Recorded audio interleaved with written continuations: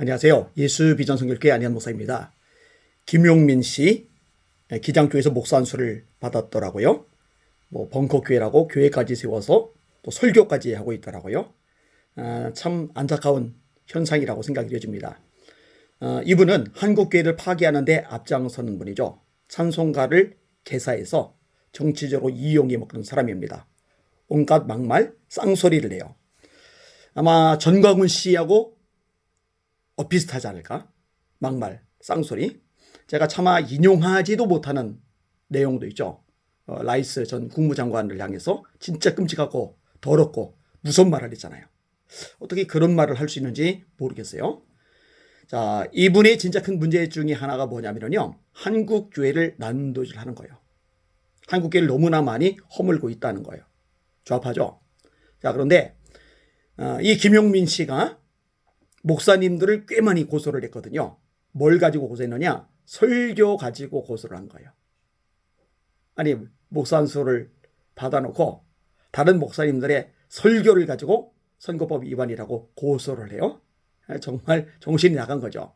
이런 부분에 대해서 한국교회 언론회가 논평을 내보냈습니다.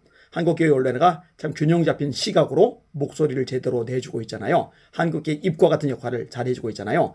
이 논평도 읽어볼 만한 가치가 있습니다. 여러분들에게 소개를 해드리겠습니다. 교회 목사의 설교를 고발한 목사의 결말은 예자연, 김용민과 평화나무의 회개를 바란다. 교회에서 목사가 예배 시간에 설교한 것을 가지고 공직선거법으로 소송한 사건은 우리 사회와 교회를 놀라게 하였고 그 귀추가 주목되었다. 결말은 목사의 설교와 발언을 법적인 고발을 통해 괴롭힌 단체와 대표에게 피해를 당한 목회자에게 손해배상할 것을 법원이 결정하였다. 사건의 발달은 지난 2020년 3월경 평화나무가 12명의 목사를 공직선거법으로 검찰에 고발하였고 이 행위 예측을 자신들의 종교란에 실명으로 명시하였다. 그러나 검찰은 불기소 처분을 내렸다. 이에 대하여 피해 당사자인 경기 광명시의 모교회 목사는 평화나무 김용민에 대하여 지난해 소송을 제기하였다. 그는 김용민으로부터 정신과 명예의 피해를 당했다며 손해배상을 제기한 것이다.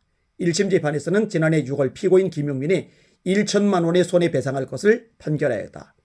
2심으로 올라간 재판에서도 수원지방법원 제7민사부 재판장 정재욱은 평화나무 김용민에게 불법행위에 해당하므로 피고들은 공동하여 원고의 정치적 고통에 대한 손해를 배상할 책임이 있다고 판단하였다. 그 이유로는 김용민이 원고의 실명을 거론하며 공직선거법 위반 혐의가 있으므로 고발 조치할 예정이라는 취지의 언론 인터뷰한 것과 이것을 피고가 이사장으로 있는 평화나무에 게시 보도한 때문으로 보고 있다. 당시 제21대 총선을 앞둔 시점이었는데 목회자들이 강단에서 차별금지법 문제 등을 거론한 것을 특정 정당과 정치인에 대한 낙선을 유도한 것으로 표시한 때문이다. 사건이 법적인 판단이 나지도 않았는데 마치 목회자들을 범죄자처럼 규정한 것이다. 그러나 이 사건은 김용민과 평화나무가 대법원에 상고했고 올해 12월 16일 대법원이 이를 기각하므로 평화나무의 김용민이 피해를 준 교회에 대한 2심의 손해배상이 확정되었다. 평화나무는 지난 2019년 김용민 주도로 설립된 단체로 주로 목회자들의 설교를 모니터링하고 감시해왔으며 지금까지 30여 명의 목회자를 고발한 것으로 알려진다. 이는 교회 목사의 설교권을 침해한 것이며 법적으로 볼 때도 소송을 남발하는 등 반기독교적 반사회적인 행위로 볼 수 있다. 이에 대하여 예자연, 예배 회복을 위한 자유시민연대 대표 김진원 목사, 김승유 장로, 실행위원장 박경배 목사, 실행위원 소년보, 심화보, 김봉준, 이명문, 심동선 목사에서는 12월 30일 한국교회 언론에서 기자회견을 통하여 목회자 설교 및 발언을 감시, 고발로 괴롭히는 평화나무 김용민 상대 손해배상 확정이란 타이틀로 기자회견을 가졌다. 회계문에서 사무총장 김영길 목사는 평화나무 김용민의 불법적인 고발 행위에 대하여 국민들과 성도들에게 알리기 위해 민사소송 등 최소한의 조치를 하게 된 것이며 김용민 관련자들이 회개하고 한국교회 앞에 진심 어린 사과와 이에 상응하는 조치를 취한다면 이를 수용하지만 그렇지 않을 경우 지금까지 피해를 당한 목회자들과 함께 끝까지 법적 다툼을 해나갈 것을 천명하였다. 김용민은 2020년 4월 목회자들을 무더기로 고발할 것을 알리는 글에서 전국교회 목회자들의 설교와 개신교단체 집회를 대상으로 진행 중인 모니터링 결과를 발표한다고 하여 김영민과 평화나무가 기독교를 타깃으로 하고 있음을 분명히 했다. 그것도 차별금지법 반대 등 교회를 보호하는 입장에 있는 목회자들을 고발 대상으로 했으나 소위 말하는 진보정치 지지자들에 대해서는 묵인하는 등 공정성과 형평성에서 의심되는 부분이 있었다. 지금까지 수년간 김영민의 활동을 살펴보면 기독교를 공격하는 역할을 많이 하였는데 한때는 팟캐스트 방송인 낙검수에서 교회 예배와 예전과 찬송가를 악의적으로 패러디하여 공부를 산 적도 있었다.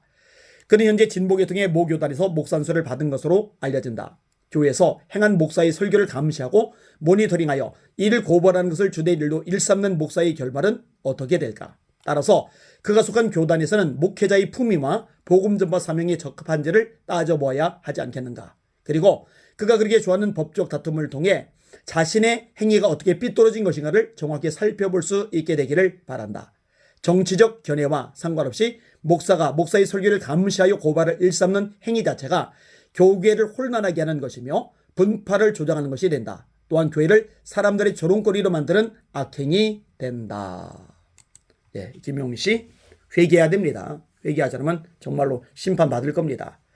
이 김용민 씨를 목사로 안수받게 한 기장교단, 이거 조치를 제대로 취해야 됩니다. 아마 제대로 취하지 않을 가능성이 높다고 판단되어집니다. 그동안에 보였던 모습을 보면 말입니다.